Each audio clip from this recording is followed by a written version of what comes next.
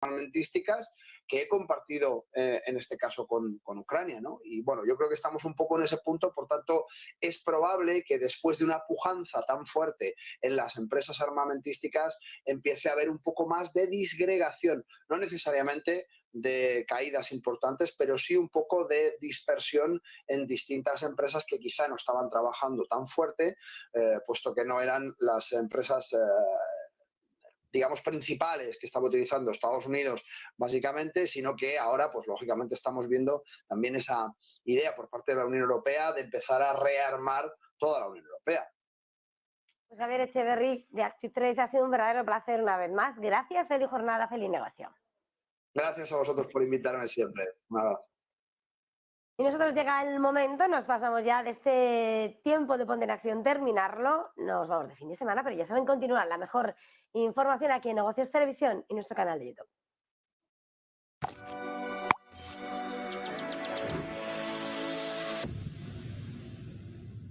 Momento de ir al detalle, de entrar al análisis con Daniel Lacalle, economista jefe de Tresis. Muy buenos días. Muy buenos días, ¿cómo estás? Bueno, gracias por estar aquí este viernes, final de semana, con toda la máxima tensión informativa y múltiples puntos. Si te parece, podemos empezar mirando a Argentina, sí, esa inflación de ese país mientras llega esa implementación, ¿no?, de lo que está siendo el plan de Milei y bueno, la valoración, si se necesitan más o no esos perfiles como Milei, ¿cómo lo estás viendo? Hombre, se necesita urgentemente. O sea, la inflación de Argentina es una absoluta aberración y demuestra el agujero monetario y fiscal que ha heredado el gobierno de Milei. El Banco Central, con más de 10.000 millones de dólares de reservas netas negativas y con un agujero cambiario de prácticamente 3 veces. O sea, entonces lo que tenemos que ser conscientes es que lo que está saliendo es esa herencia absolutamente aberrante del peronismo, y por lo tanto es urgente que se aplique la ley ómnibus, es urgente, no, lo siguiente, dolarizar, es la evidencia de una moneda fallida. Entonces eso hay que hacerlo urgentemente. Por lo tanto, obviamente le están intentando poner todo tipo de trabas a Milei, pero lo que se está demostrando y lo que los ciudadanos de Argentina saben es que o se hace lo que dice Milei o Argentina se va a donde está Venezuela. Y esa dolarización que tiene tanta pelea por delante, ¿cómo se está moviendo en estos momentos en medio de todo lo que están siendo las luchas frente a Milei también? A ver, Argentina, la inmensa mayoría de los ciudadanos de Argentina no hacen una sola transacción que sea medianamente grande en pesos. Eso lo tenemos que saber. Por lo tanto, la economía argentina se puede dolarizar y se debe dolarizar urgentemente. La razón por la que el peronismo no quiere que se dolarice es muy sencilla. Es porque regala dinero impreso que no vale nada. Entonces le dice al ciudadano que nosotros vamos a dar una subvención, y la subvención la imprimen y ese valor de la moneda no hace nada más que desplomarse. Por lo tanto, no hay ningún ciudadano argentino que ahorre en pesos, nadie. Entonces, ya todo esto demuestra que en un país en el que hay más de 10 tipos de cambios, todos falsos, lo que tienen que hacer es reconocer la evidencia de que el peso es una moneda fallida, dolarizar. Los ciudadanos argentinos ahorran en dólares y hacen sus transacciones importantes en dólares, y lo único que hay que hacer es controlar ese gasto público en términos nominales completamente desproporcionado. Hablamos de dolarización, vamos a ir a mirar a Estados Unidos, esta vez porque esta semana el epicentro macro llegaba el martes con ese dato de inflación, sí. Sorprendía, no llegaba a estar por debajo del 3% que se esperaba y bueno, daba el azote a las perspectivas de tipos, las bolsas se lo tomaban mal, pero al día siguiente, por cierto, se recuperaban. ¿Cuál es la lectura de esa batalla de la inflación? Bueno, primero, la idea de que se reduce la inflación mirando al cielo y esperando que baje, no pasa, ¿no? O sea, las subidas de tipos no son suficientes para bajar la inflación, hay que bajar la cantidad de dinero en el sistema. Eso no ha ocurrido de ninguna manera. Y el gasto público en Estados Unidos no solamente no baja, sino que sube. El déficit de Estados Unidos este año va a ser más de 2 billones de dólares. Por lo tanto, eso es más impresión de dinero, ¿no? Entonces la gente tiene que entender que no se puede reducir la inflación pensando que todo lo demás se va a mantener igual y, por lo tanto, el dato de inflación de Estados Unidos, lo que ha vuelto a poner encima de la mesa, que lo llevamos diciendo mucho tiempo, es que el mercado tiene unas expectativas completamente injustificadas de bajadas de tipos y unas expectativas completamente optimistas de reducción de la inflación, ¿no? El efecto base deja de funcionar.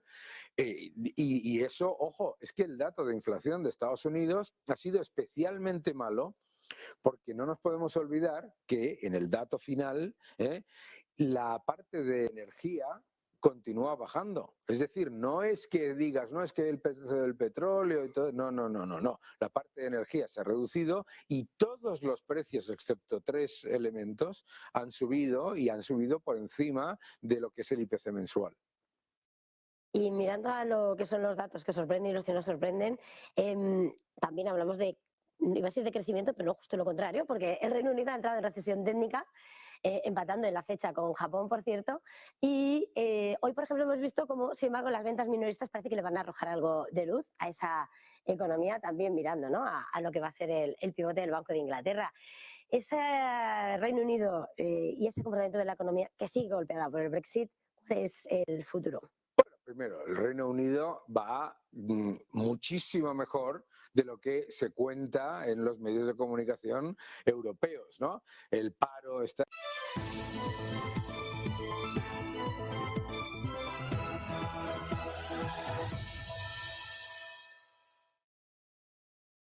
Tarde, hora central europea, y como están viendo, a lo largo de la jornada estamos asistiendo al inicio de la conferencia de seguridad de Múnich, ese Davos de la defensa en el que están los líderes mundiales citados para analizar cuál es la situación actual del planeta con varios puntos calientes, entre ellos Ucrania, también Oriente Medio y el foco de Taiwán, que puede quedar latente y estallar en cualquier momento. De momento, Múnich sigue siendo el foco de atención de la mañana. Estamos viendo, señal que nos llega en directo a la redacción de Negocios Televisión, Markus Roder, el responsable del estado de Baviera, está dando la bienvenida a quienes se van a sentar en la mesa redonda a la que vamos a asistir en estos próximos minutos. El foco puesto sobre todo en las palabras que pueda pronunciar el secretario general de las Naciones Unidas, Antonio Guterres. Una mesa redonda en la que también va a estar presente, entre otros, el responsable político de Colombia, el ex responsable político de Colombia, el expresidente Petro, pero también, entre otras personalidades, allí están viendo, por ejemplo,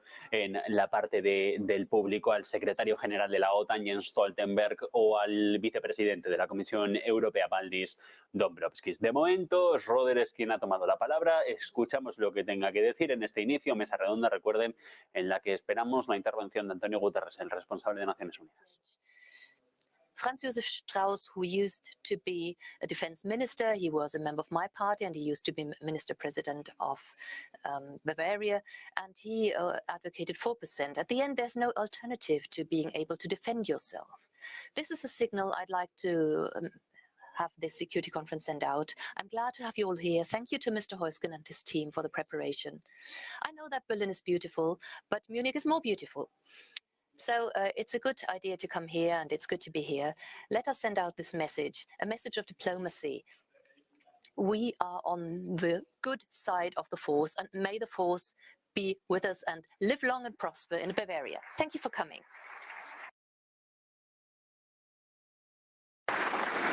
Thank you, Minister President. Bueno, estamos en el lado bueno de la batalla, decía Markus Roder. De momento esta es la mesa redonda en la que, como les digo, va a estar presente el secretario general de las Naciones Unidas, Antonio Guterres, en un nuevo en una nueva mesa redonda en la que sobre todo se va a analizar parte de la multilateralidad en la que está inmersa ahora el mundo desde el inicio de la guerra en Ucrania. Camino de cerrar ya el segundo año de conflicto, de momento el frente no avanza de una manera clara. La contraofensiva que Ucrania prometió allá por los meses de verano de momento no se ha producido, y sobre el terreno también los ataques que se han ido produciendo en las últimas horas, ahora con el gran foco puesto en la ciudad de Avdiivka, más allá de la capital de Kiev, donde día a día también entre uno y otro momento sonan las señales de alarma por posibles bombardeos. De momento, Bavaria sigue siendo el gran foco de atención porque en estos momentos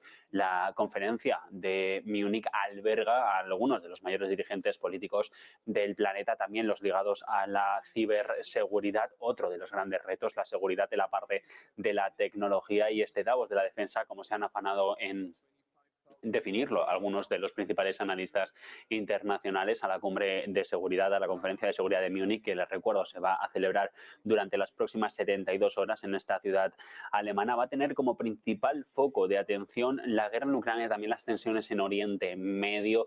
De momento parece, según se está filtrando por la prensa internacional, que Egipto podría estar preparando un campamento de refugiados para los gazatíes que huyan de la franja de Gaza en el desierto del Sinaí. Informaciones que desde el Cairo han desmentido, pero que aún así podrían estar dejando sobre la mesa posibles movimientos de las naciones árabes para tratar de rebajar la tensión, y que en el momento en el que empiecen las ofensivas más claras y letales de las fuerzas de defensa de Israel sobre el paso de Rafah, pueda huir la población de una manera rápida y se albergue allí en la zona de Egipto ayuda humanitaria. De momento es esta conferencia de Múnich en la que está hoy también presente el grueso del planeta para hablar de lo que sucede en el mundo, de la seguridad en el globo. De momento parece que todavía no empieza esta mesa redonda. Escuchamos lo que tenga que decir también el presidente de la conferencia de seguridad, Christoph Heusgen, a la previa, a la comparecencia que pueda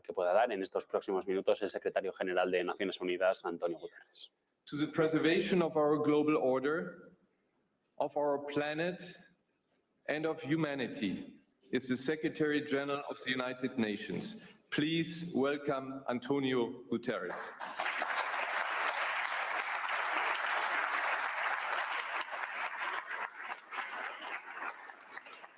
Antonio, before you take the floor, I would like for you and all guests to listen to the Adagio, composed by Fanny Händel-Mendelssohn, sister of Felix Mendelssohn Bartholdy.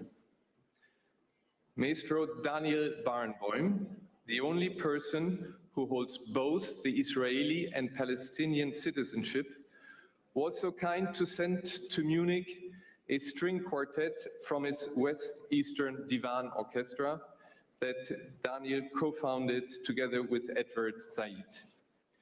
We will listen to his son, Michael, Asif Binis from Israel,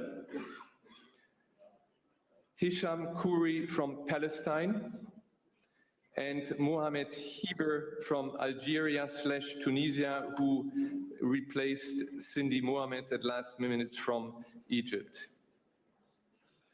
Daniel Barenboim, the West Eastern Divan Orchestra, and this quartet have one compassion: to strive for peace and equality in the Middle East. They don't despair. There is always a silver lining. Bueno, parece que de momento estamos en esta mesa redonda escuchando lo que ha dicho el secretario, bueno, el presidente de la conferencia de seguridad de Múnich en esta cita en la que están presentes los máximos dirigentes, como les comento, del planeta. La realidad es que estamos esperando la intervención de Antonio Guterres. Como les decía, en unos minutos va a tomar la palabra en una mesa redonda. Antes, y por eso hemos cortado esta señal, van a tocar una pieza de música clásica dirigida por el director de orquesta Daniel Barenboim. Nosotros hacemos una breve pausa y en unos instantes volvemos. Les recuerdo, el ojo puesto en Múnich, Guterres habla en unos instantes.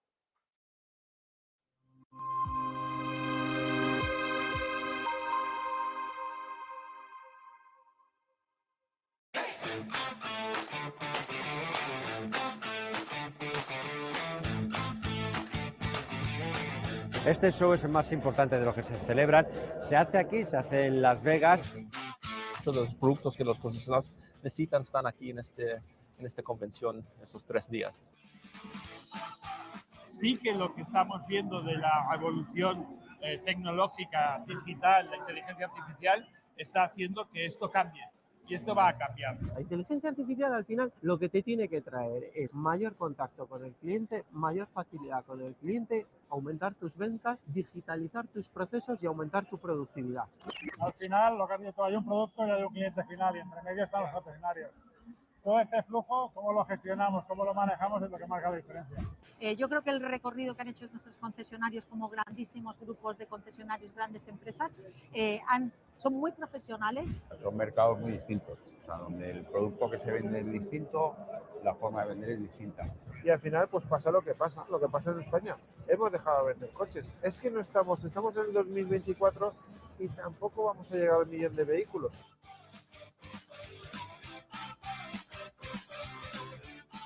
Vamos en buena tendencia, pero todavía queda mucho trabajo por hacer. Por ejemplo, aquí en Estados Unidos están todavía años luz nuestro, ¿no? Nosotros somos una marca que está muy comprometida con la descarbonización y también con el medio ambiente y con la sostenibilidad, ¿no?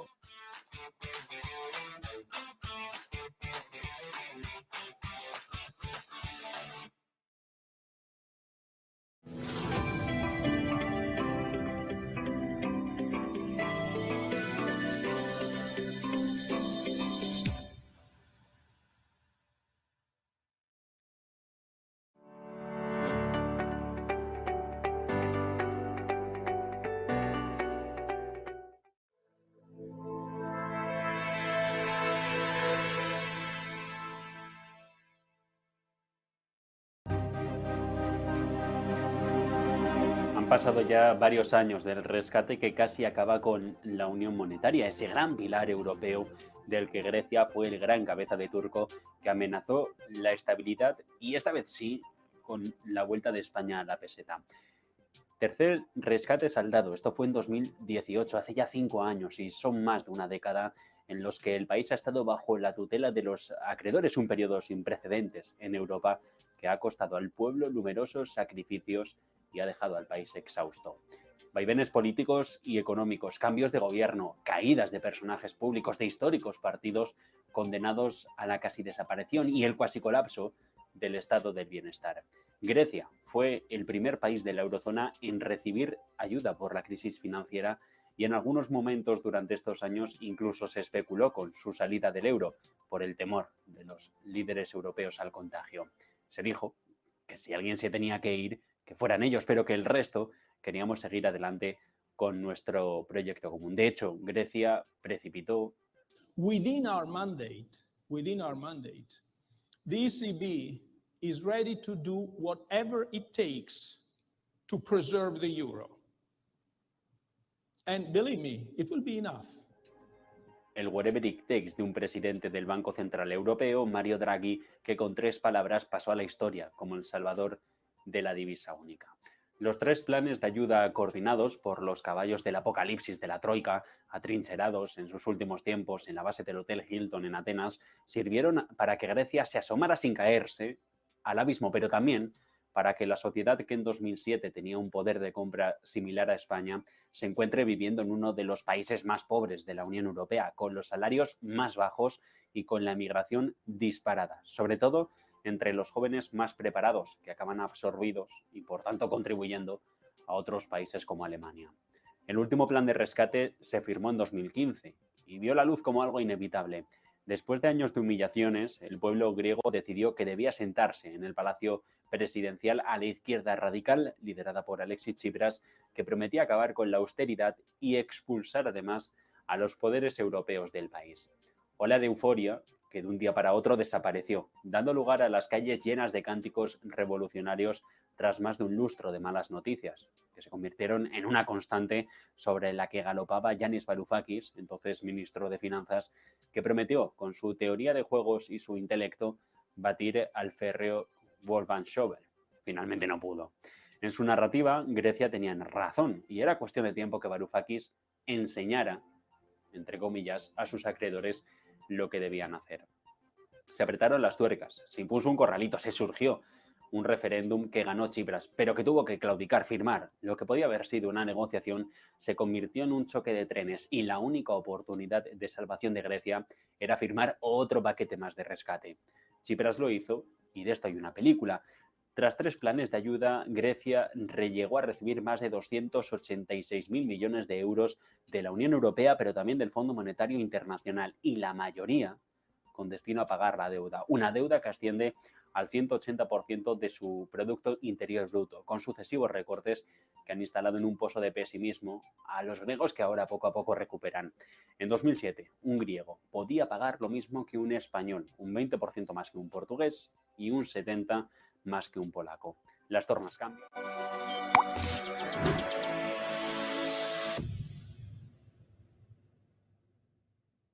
Bueno, ya seguimos mirando a lo que está sucediendo en la conferencia de seguridad de Múnich. A esta hora de la tarde, como les comentaba hace unos instantes, estamos esperando esa rueda de prensa del secretario general de Naciones Unidas, Antonio Guterres, en esta cita, después de que se haya tocado en el estrado esa pieza de música clásica dirigida por el director Daniel Barenboim. Guterres va a hablar en unos minutos. Antes le cuento de una última hora que nos acaba de llegar a la redacción de Negocios Televisión, el Banco de Rusia, diciendo que el primer recorte de tipos podría llegar en el segundo semestre de este mismo año, porque la mayoría de los miembros de la Junta Directiva creen que se va a producir un control de la inflación a partir de la segunda parte de 2024. Este es el foco de atención a esta hora de la mañana. Múnich, como les digo, señal que nos estaba llegando en directo. Vamos a ver si podemos recuperarla. Antonio Guterres, secretario general de Naciones Unidas, comienza su intervención en la conferencia de seguridad anual. Our world is facing existential challenges, but the global community is more fragmented and divided than at any time during the past 75 years. Even the Cold War era was in some ways less dangerous. The threat of nuclear war was real and existential. That's why the United States and the Soviet Union agreed on arms reductions and controls and other mechanisms to prevent mutually assured destruction. Today, in our multipolar world, we still face the nuclear danger. And we are dealing with 2 more threats with existential dimensions: the climate crisis and the risks of uncontrolled artificial intelligence. And we have been unable to take effective steps to respond to any of these existential challenges. Multipolarity has created important opportunities for balance and justice and for new leadership on the global stage. But the transition to multipolarity without strong global institutions can create chaos. When power relations are vague, the dangers of aggressive opportunism and miscalculation grow. And today we see countries doing whatever they like with no accountability. Impunity seems to be the name of the game. And so we must all be determined to reestablish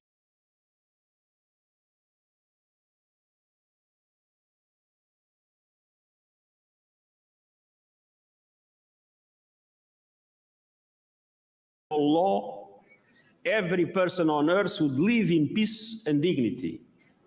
The problem is that many governments are ignoring these commitments. Millions of civilians are paying a terrible price, and record numbers have been forced to flee. Excellencies, ladies and gentlemen, nothing can justify the unconscionable terror attacks launched by Hamas on 7 October against Israel. And nothing can justify the collective punishment of the Palestinian people in Israel's military response. The situation in Gaza is an appalling indictment of the deadlock in global relations. The level of death and destruction is shocking in itself, and the war is also spilling over borders across the region and affecting global trade. The humanitarian aid operation is now on life support. It's barely functioning. Humanitarians are working under unimaginable conditions, including live fire, multiple physical obstacles and Israel restrictions, as well as the breakdown of public order. Rafah is at the core of the entire humanitarian aid operation, An all-out offensive on the city would be devastating for the 1.5 million Palestinian civilians there who are already on the edge of survival. I've repeatedly called for an immediate and unconditional release of all hostages and a humanitarian ceasefire. That is the only way to massively scale up aid delivery in Gaza. And this must be the foundation for concrete and irreversible steps towards a two-state solution based on international law and United Nations resolutions. Excellencies, the war triggered by Russian invasion of Ukraine in clear violation of the UN Charter has no place in Europe of the 21st century. 2 years in, the cost in human lives and suffering is appalling, and the impact on the global economy has been particularly devastating for developing countries. We desperately need a just and sustained peace for Ukraine, for Russia, and for the world. But a peace in line with UN Charter and international law, which establishes the obligation to respect the territorial integrity of sovereign states. And around the world, from the Sahel to Libya and Sudan, from the Great Lakes to the Horn of Africa, from Yemen to Myanmar, we need concerted efforts to strengthen regional organizations and for global powers to pressure the parties to the war to come to the peace table and pursue their goals through negotiations. The recent decision of the Security Council to support African Union-led peace-enforcing and counter-terrorism operations is an important step in the right direction. Excellencies, beyond this immediate crisis, we need to strengthen the global peace and security architecture to deal with today's threats and challenges. Those who drafted the UN Charter did not conceive of the climate crisis, artificial intelligence, or cyber weapons. The new agenda for peace, to be discussed at the Summit of the Future in September, aims to update our collective security systems based on a more networked and inclusive multilateralism for a world in transition. From reform of the UN Security Council, to a recommitment to eliminating nuclear weapons and the role of sustainable development and climate action in preventing conflict, the new agenda for peace seeks to update global commitments for the challenges of today and tomorrow. It includes measures to prevent the further fragmentation of global trade rules, supply chains, and more. And it calls for new norms and frameworks to regulate new technologies in the military domain. Excellencies, competition at the global level cannot obscure the divisions we see around us. Communities are driven by hate speech, discrimination, and deepening polarization. Truths and facts are being drained of all meaning in an age of deep fakes and disinformation. We are witnessing an intolerable explosion of anti-Semitism and other forms of religious and racial hatred. Divided societies are weak societies, where extremist narratives can take hold and tensions quickly escalate into violence, undermining democratic values. Tech companies should assume their responsibilities and stop profiting from the amplification of toxic content of all kinds. And we need a new emphasis on social cohesion and the security of every individual through a renewed social contract based on justice and inclusion and anchored in human rights. And this will be the focus of the World Social Summit we'll host next year. Excellencies, now we come to the pie of the next discussion, the global economy. Everyone is fighting for a piece of that pie. But zero-sum mindsets mean everyone may get zero, increasing threats to security and prosperity for all. We need peace with justice. Today's global financial architecture, based on frameworks agreed nearly 8 years ago, is outdated, dysfunctional, and unfair. It has failed the world's poorest countries, still suffering the impacts of the COVID-19 pandemic and the war in Ukraine. They will owe more in debt service this year than their public spending on health, education, and infrastructure combined. And unfortunately, we still lack an effective debt relief mechanism. All this is a development emergency with deep implications for global security. We need urgent action in two areas: a stimulus of $500 billion annually in affordable long-term finance for developing countries to invest in the Sustainable Development Goals as endorsed by the UN General Assembly in September. And we are working with a small group of heads of state to champion and monitor its implementation. And we need a new Bretton Woods movement to reform the global financial architecture so that it corresponds to today's global economy and is able to create a true global safety net, in particular for developing countries drowning in debt. The Summit of the Future will consider the need for deep reforms to make these institutions and frameworks truly universal and inclusive and based in the rule of law. This is essential to create a global economy that works for everyone, everywhere. Excellencies, finally, we must end our war with nature. The climate crisis is gathering pace. Last year was the hottest on record. It would be the coolest for many years to come. The next few years are decisive. Emissions must have peaked by next year, 2025, and must fall by 45% by 2030. We have the tools. We know what to do. We need to progressively phase out fossil fuels and promote a just and equitable transition to renewable energy, led by the G20 countries that are responsible for 80% of global emissions. The next 2 years must see ambitious national determined contributions, national climate plans from every country covering every sector. And we also need to triple global renewable energy capacity, double energy efficiency by 2030, and unlock the necessary finance for developing countries from public and private sources so that they can meet the growing demand for electricity with the infinite clean energy of renewables. All financial commitments made by developed countries in support of climate action, both in mitigation and adaptation, must be met. Excellencies, it is clear that our world is in deep trouble. Global governance in its present form is entrenching divisions and fueling discontent. We must work based on justice with renewed urgency and solidarity.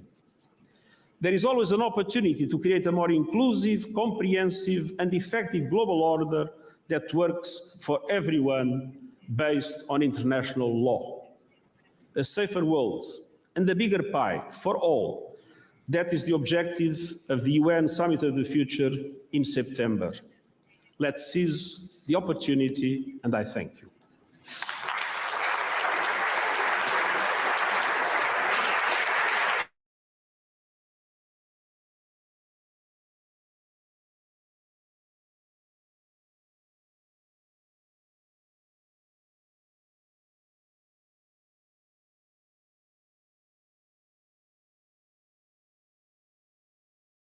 Works for all.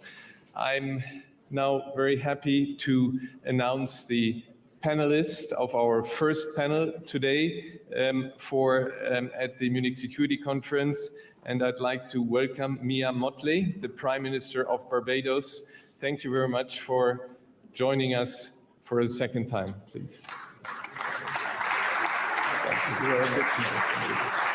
I would like also to welcome Nanu Akufo-Addo, the President of Ghana, who is a regular, and thank you very much for again joining us here in Munich, Mr. President.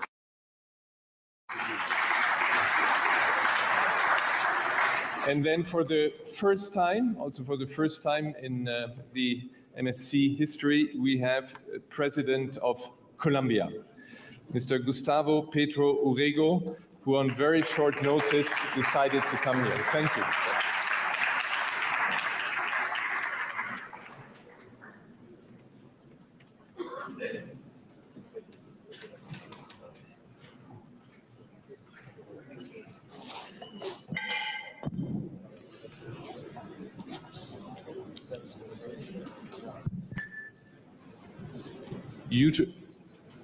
Usually at the Munich Security Conference, we have in the last days cancellations.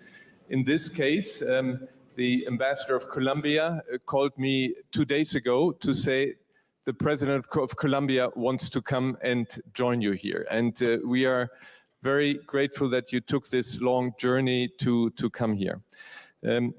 Mr. President, I would like to go back to the theme of the opening, the question of reconciliation. You heard the orchestra, the quartet, and you come yourself from a country that many citizens were victims of terrorism.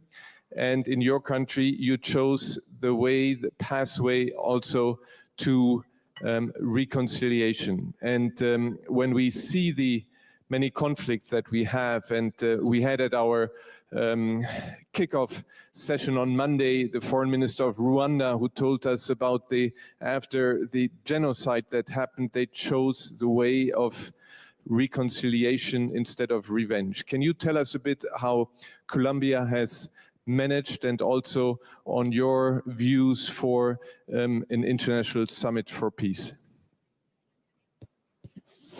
Bien, gracias. Thank you very much. En un mundo que habla in a es world de guerra, that talks about war, Colombia está hablando de Colombia paz. speaks about peace. Y no es la primera And vez. it's not the first time. Nosotros tenemos un conflicto We have a conflict, armado que pasa por an fases de la armed historia y conflict que ya that completa has been with us 75 for años. 75 years. Se viste de ropas diferentes, It pero has permanece. different colors, but it's still with No hay us. nación It en el changes, mundo que but se it's pueda always there. sostener, There's construir, no country that you matándose can a sí build up misma durante when people 75 kill themselves during 75 years. Why? En el fondo, Well, porque somos uno de los because países we are más one of the desiguales socialmente del mundo. one of the countries Porque that is heredamos un régimen que fue la esclavitud. so unequal. Hacia el We siglo have XVI, pocos países slavery norteamericanos regime that we mantenían un inherited, régimen oprobioso, and la esclavitud. we had slavery in our Porque country, fueron and quedando esas we estructuras kept antidemocráticas these en la economía, en la anti-democratic mentalidad y en la structures in our sociedad. economy, in our mentality, in our society. Si usted So, quiere saber qué if you want pienso to yo de know what I cómo think reconciliarnos, about reconciliation cómo proyectar and esa idea how we incluso can a project escala this planetaria, idea on a planetary tengo level, que decir que hay then que I construir have to say justicia that social. we have to build social Una justice. frase repetida, no es una And idea we have nueva. said this so many Pero times. It's Colombia not ha a new podido idea, but Colombia pacificarse could find paulatinamente a peace través step by step de los últimos 30 años. during the last 30 Voy a years. poner un ejemplo And I concreto en will tell you estadísticas. a statistical Una de nuestras example. ciudades One tenía of our 400 cities had homicidios por 400 cada 100.000 homicides habitantes. per Hoy tiene 100,000 16, citizens. It's aún alto, 16 today. It's still high, pero it's still high, indudablemente mucho but menor de lo it's que existió hace lower apenas than 25, 30 años. 25 or 30 years ago. ¿Cómo se logra So esa how can you pacificación? achieve this Con appeasement? cárceles, With con jails? bombas. With bombs? En Colombia se han bombardeado Well, we have had niños. bombs thrown on children Con in Colombia. genocidio, Genocide? en mi opinión, en Colombia Well, han in existido Colombia, genocidios. there has been genocide. Una violación We have catastrófica had de derechos a humanos en very nuestra strong propia sociedad, violation of human rights in cometida our por gente de society nuestra propia sociedad. by people of our Pero own ¿qué es lo que ha society. funcionado? So what is the one thing that has Hacer worked? justicia social. Social justice. Disminuir las So causas we need de to la have desigualdad less económica. causes for economic Tratar de que inequality. en un país tan We need bello to como try Colombia, that in a country tan that is so diverso como beautiful, so Colombia, diverse as su Colombia, propia sociedad, su the own propia diversidad society, the humana own human pueda diversity existir can con dignidad. exist in Esa dignity. lucha So this entre fight una visión y la between otra, one vision and another entre si es vision, la bomba despedazando niños y between la cárcel, a bomb o es la thrown on children construcción de or un jail, pacto de justicia or social en el maybe it's a país, construction of y por a tanto de una justice pact in democracia the nos ha country. So recorrido en we tensiones have políticas had a different desde que hicimos la political Constitución del opinions since we 91. Los resultados had beneficiosos started desde el our punto de vista constitution in estadístico, 91. sin So que statistically hayamos seen, podido salir aún we have de not niveles de violencia, tienen achieved que ver to con un have objetivo, less construcción de violence, justicia but we have built social justice. Thank you very much for this social justice. Mia Motley, thank you very much for joining us here again. You are one of the greatest advocates for reforming global governance, especially in the area of climate finance, a theme that the Secretary General also included in his speech. The Munich Security Conference has selected you this year as one of the 2 recipients of its Ewald von Kleist Award. Thank you for joining us. Can you dwell a bit on what the Secretary General already touched upon, and that is, how do we fix the international financial institutions that they tackle the most challenging, most urgent challenges like climate change? And how do we make sure that they really benefit the countries that are most affected, even the smallest one? Thank you very much, and thank you very much for the award this year. I take it not for myself, but really as an example of those of us who have tried to create a voice where none has existed. And that's exactly what is needed in the multilateral system, to be able to allow for voices to be heard and people to be seen. I think that the Secretary General's comments have been continuous, forthright. So you ask yourself, how is it not happening? Well, geopolitics, domestic politics, and a failure simply to act. There is no more knowledge that is needed to be able to allow decisions to be made. And the question is, therefore, why aren't we getting the decisions taken that will make the difference to people's lives, that will make the difference to us being able to save the planet? And some of it is not even always with malice, but some of it is just benign. Take the European Union deforestation regulations. I don't think that anyone, when those regulations were settled, intended to be able to harm anyone. But the reality is that because of the complex nature of bureaucracy that is involved in it, and the links to smartphones, etc., you're effectively ruling out millions of people in Africa from being able to participate legitimately in the sale of their produce. And that this therefore means that the business that would have been occasioned for them as a result of large multinational corporations will go elsewhere. Now, the Chancellor of this country stood out last year when he indicated very boldly that we have to change the economic construct that saw the extraction of commodities without value from particularly the global south. But it can't be the voice of one or two in speeches or conferences such as this. And what the global system misses is an effective mechanism for decision making. You talk about climate finance, but it's not just climate finance. I've said over and over, it's a whole range of global public goods. Because take, for example, with respect to the European Union deforestation regulation, it's intended to be able to help save the planet. But you can't work good for the planet and do bad for the people. Because at the end of the day, if the people can't live, and the people can't have peace, and the people can't have prosperity, then you have a barren planet. So that I think that something is fundamentally wrong with a system that does not provide for an occasion. The UN definitely gives us the opportunity to talk, but we have to find an executive framework that allows decisions to be taken in a more timely manner. And why? The Secretary General pointed out this afternoon, the climate crisis is not waiting on us, even as we solve the problems of Palestine and Israel, of Haiti, of Africa, with respect to the disruptions in sub-Saharan Africa within the last few years. Equally, unbridled and unregulated artificial intelligence is not waiting for somebody to stop it from going, and it's continuing to literally inform how businesses do business and products that they develop. We cannot afford the luxury anymore of a failure of regulation and a failure of decision making. And too much, regrettably, is as a result of geopolitics, and as a result of domestic politics. And by the time we wake up and are ready to do it, the consequences may be too far and for us to bring back. Thank you for this so clear demand for effective mechanisms. President Akufo-Addo, we are very grateful that again you come here to the Munich Security Conference, despite the fact that actually you should be on your way to Addis Ababa to the summit of the African Union, and we really appreciate your being here.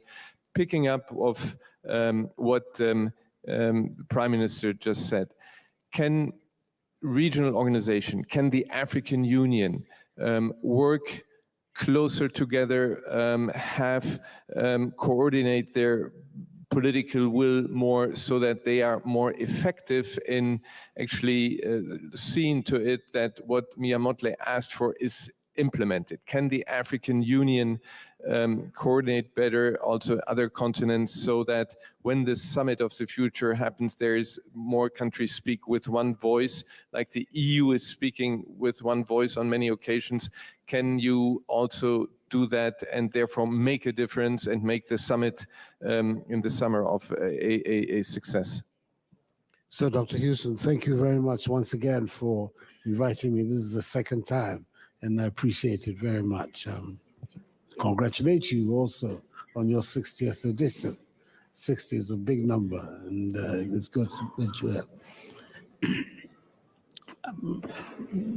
I think that the African Union, I mean, the context of your question, the African Union does speak on one voice on many, many critical matters.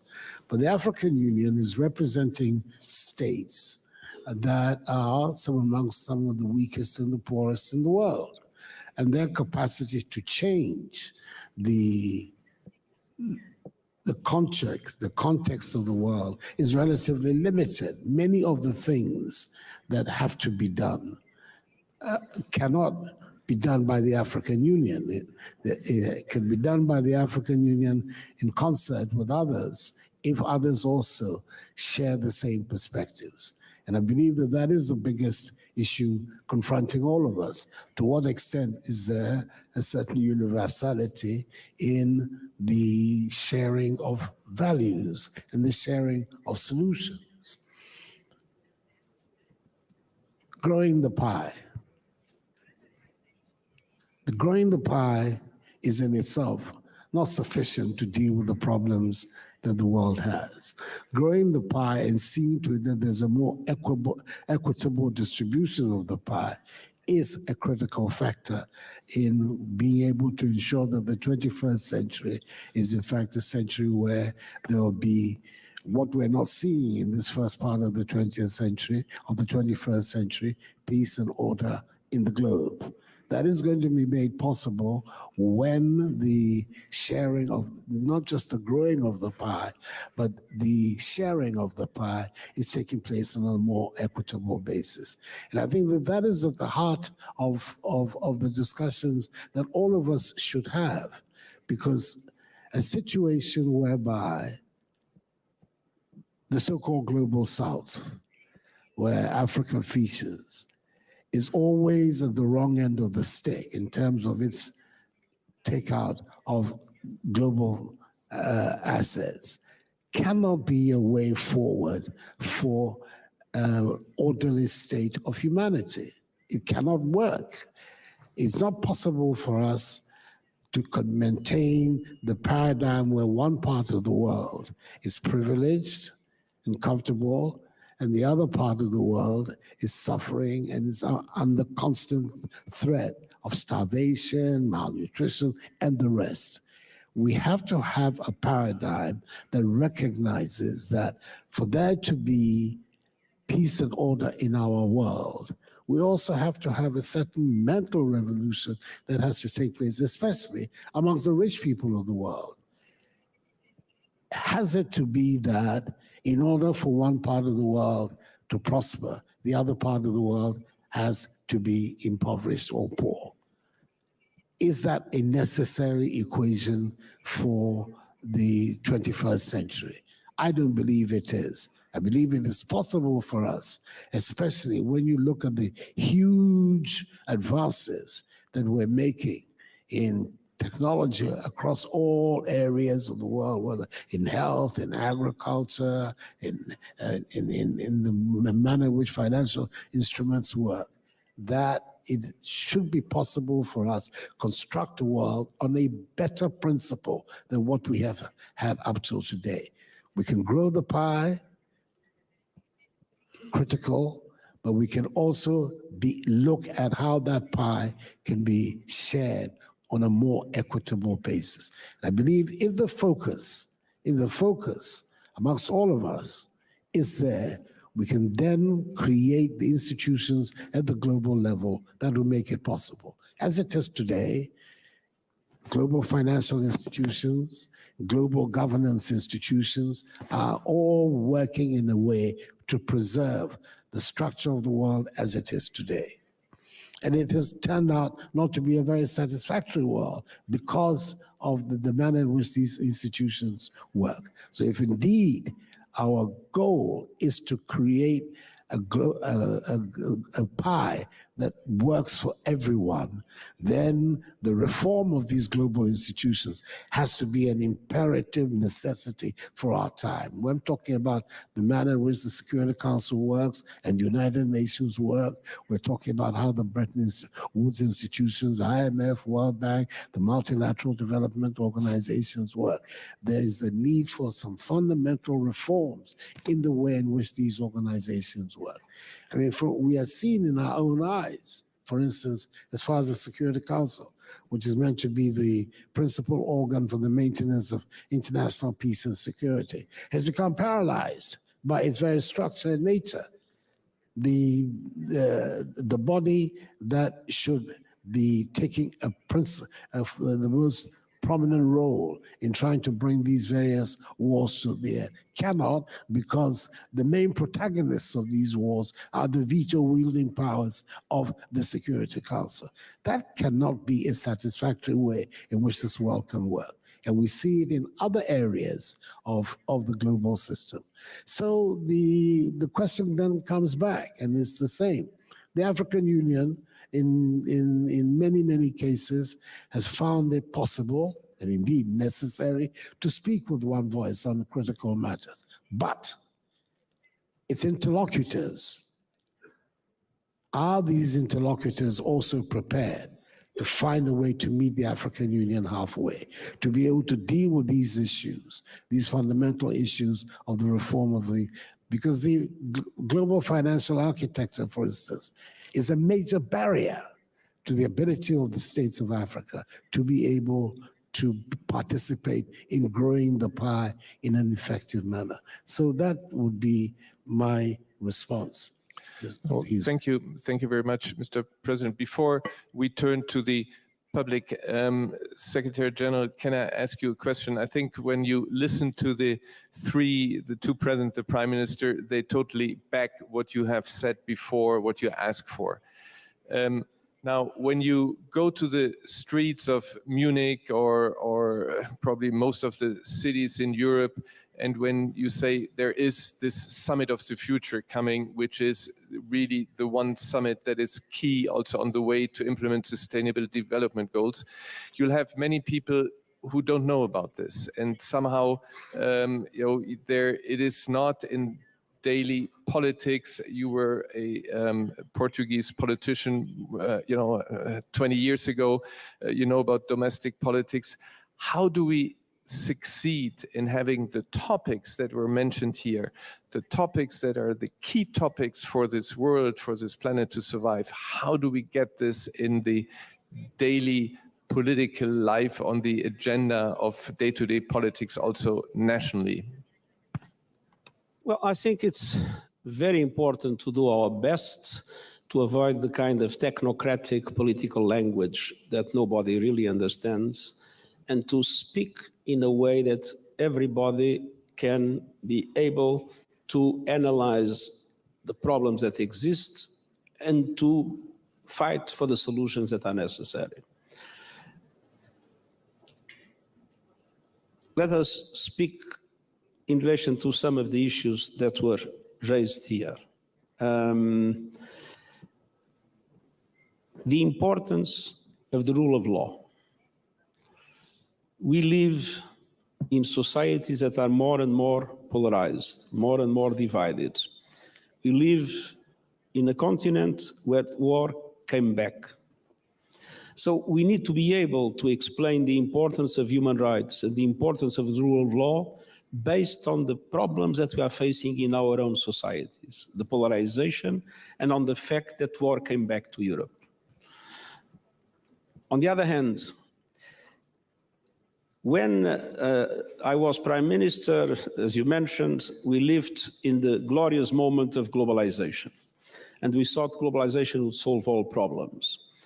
And it's true that inequalities were growing in relation to people, but in relation to countries, developing countries were catching up. And until very recently, Africa, for instance, for 10 years was the continent in which the growth rates were higher. But we need to be able to explain, when we discuss how important it is to reform the international financial system, we need to be able to explain to people what has happened in a way that people can understand.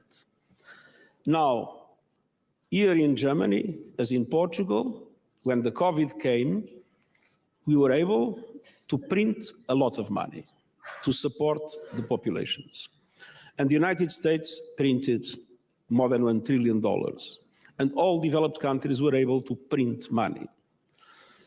Developing countries could not print money, so they increased their debt.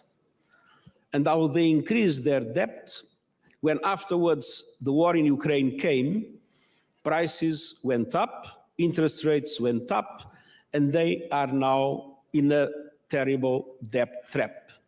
Now, we can explain this to people looking into the family economy. What has happened to the world is exactly what has happened to some of the families that live in our societies, that have their mortgages, that now pay higher interest rates, that have seen prices go up more quickly. And to make them understand that if these problems we are facing in our societies, I'm talking now about Europe, are dramatic for many of us, to the extent that populists are making a lot of success, as we know, in their campaigns, they are even much more dramatic to countries that could not have the instruments of support of populations that we have in our own societies. I think we need to translate our wish to reform the Security Council, to reform the Bretton Woods system, to reform the international financial architecture into things that people can understand because they are related to their daily life. Unfortunately, most of the political debate is a political debate in such a way that people do not understand. And then come the populists with very simple ideas that are totally wrong, that will lead to no solution, but that people understand and tend to follow with the threats to our democracies that we are witnessing now everywhere. I wonder if I can come in here, because the Secretary General has made a very relevant point about keeping communications simple. For the longest time, we have been arguing through the Bridgetown Initiative and others that let's take debt. We just heard about the explosion of the problem of debt around developing countries like a millstone because of the pandemic, because of the increased prices coming after the Ukraine war. But yet, the international financial institutions will want you to go on a debt trajectory that says that your debt sustainability should be anchored 60% debt to GDP.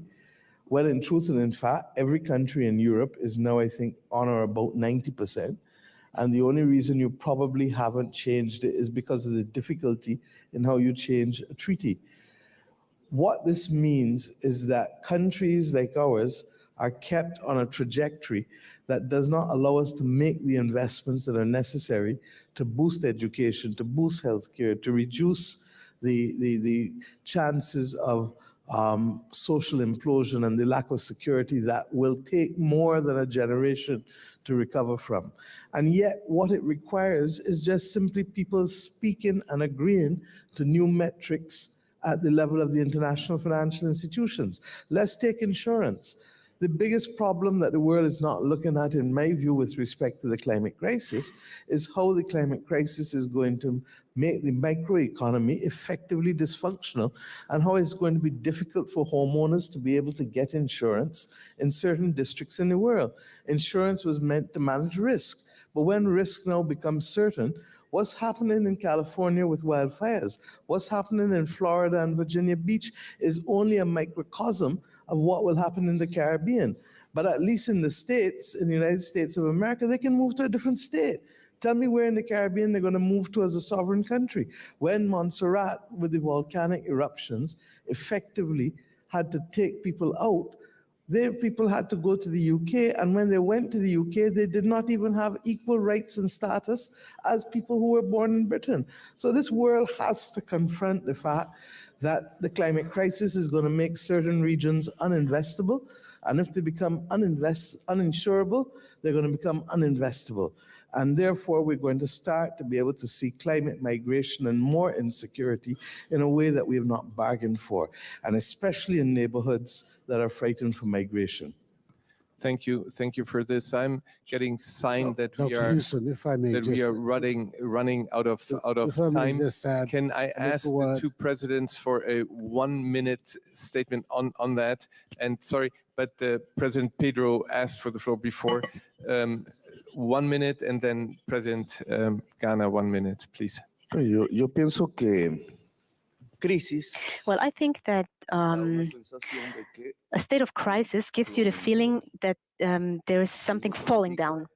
So a paradigm has come to its end, and it depends on us how we move forward or don't move forward.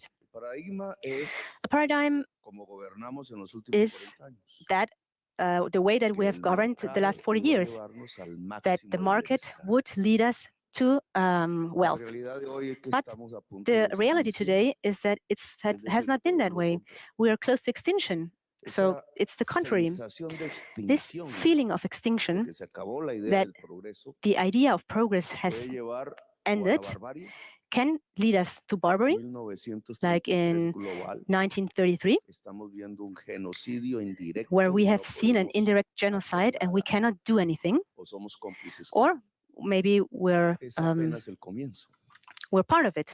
So it's a start. It's not a solution, it's a start. And all of our countries in the south can start with it. So people are leaving our countries because there is no water. We have drought, and people move to the north, and then we see that there is more water there because the ice is melting. But behind the crisis, we have the climate crisis, and caused by the market. And this leads to barbarity. It leads to fascism. It leads to destruction of the democratic values for all the humanity. There is another way out, a possible way out, which could be a democratic pact. Africa and South America, we both have a very, very big potential for clean energies, the biggest potential in the world. And we can see it as a pact. So maybe you have the chimney that throws out CO2 and has led us, or is leading us, to barbarity, and we have the clean energy. So what can we do? Will we go to war? Will we throw bombs? Or will we sign a democratic pact between North and South, between humanity? With strengthening another paradigm, that is that market alone will not lead us to wealth. It will lead us to abysm. So we need a really public force, and this public force needs to be global. It cannot be national. So a public global force, a democratic force, and that means the change of the relationships, of the power relation. So if we want to maintain our current situation, then we would measure power, like how many bombs has someone, or planes. But another way would be to see votes. Today we have voted against war. So why don't they listen to us? because they have more planes, that would lead to barbarism. More votes is democracy, civilization, and humanity. Thank you for this. Unfortunately, President Ghana, we have to stop because our program is running already a bit late, and we have to stay on time. So I think that also the President of Colombia spoke also on behalf of you. So thank you very much for this. Mr. Secretary General, please leave for New York via Africa with the feeling that you have a lot of support for the success of the Summit of the Future. It is as urgent as ever. We need this effective multilateralism. Thank you very much for coming. Thank you to the President. Thank you for the Prime Minister for being here.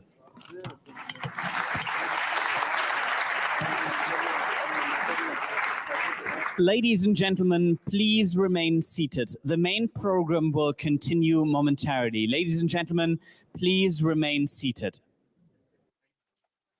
This is BR24 live on the Munich Security Conference 2024. And now we are waiting for what's coming up next, a conversation titled The US in the World with Kamala Harris, United States of America. So just stay